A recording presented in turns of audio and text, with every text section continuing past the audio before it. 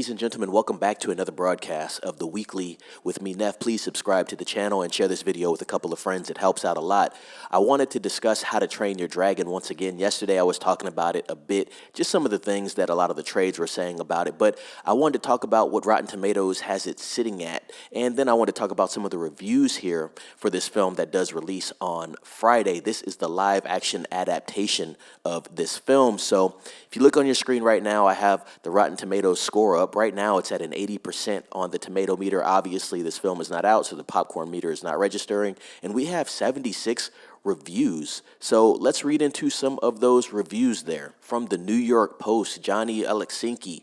The new movie works best when our hero is soaring through the air with his pal, as John Powell's inspiring score is blared.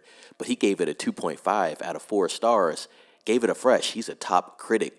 This guy, Michael Ordona, top critic from The Wrap, the film is at times a shot-for-shot remount, which feels more like fan service than artistic expression. He didn't like the film so much. Yasmin Candle, she's a top critic. She's from Little White Lies. On the whole, the live-action How to Train Your Dragon plays it extremely safe. It's perfectly passable, but only because it closely mirrors a narrative that's already well-loved. 3 out of 5. Nicole Drum from comicbook.com. How to Train Your Dragon is here to show what that magic looks like, offering a fine example of what a live-action remake can be by giving fans of the original everything they love while adding just a little bit more for those new to the world of dragons. She gives it a 4 out of 5. This is Don Shanahan. Every movie has a lesson. This one, made by the original director, graduating to live action, stands on its own merits, even if it barely veers from the first go-around. 4 out of 5. So for the most part, people are saying almost shot for shot the same as the animated version of it. And like I said, there's two ways to look at it. Some people are going to say, hey, too close, it's a fan service movie. But if you go the opposite direction and you change some things, there's going to be a group of people that say, hey, you changed it. Why did you do that? And they're not going to like it as well. So it seems like you can't please everybody with these adaptations. You could just keep the original as it is and not do a live action, but Universal just wants an easy layup here. And this is an easy layup.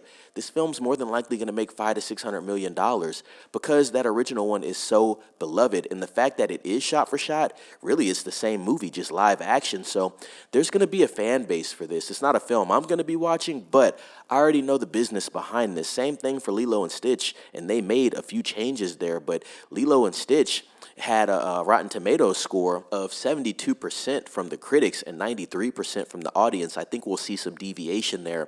And we saw some deviation with a lot of films recently, right? So we saw some deviation with Lilo and Stitch. That film's almost at $800 million. It's going to surpass that this weekend, right? There was some deviation with Ballerina as well. I think I might have covered it, but if I didn't, Ballerina is sitting like something in the 70s. I want to say it's at about a 75% fresh from the critics and a 93% from the audience that saw the film. So once again, deviation there. For How to Train Your Dragon, I believe it will be the same thing. Right now, it's sitting at an 80%. You have 76 reviews from the critics.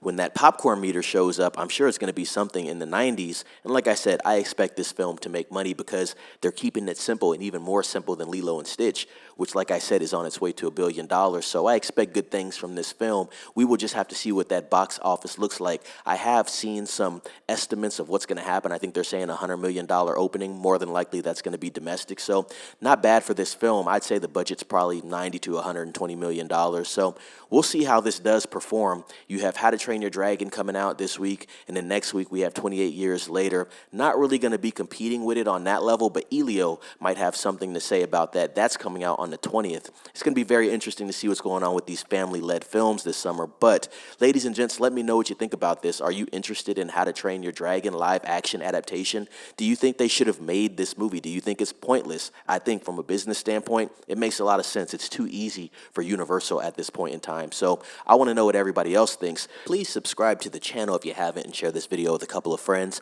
Let them know to subscribe as well. Like this video and ring the bell for more notifications for updates from me, Neff, in the future. Be safe. It is Neff signing off.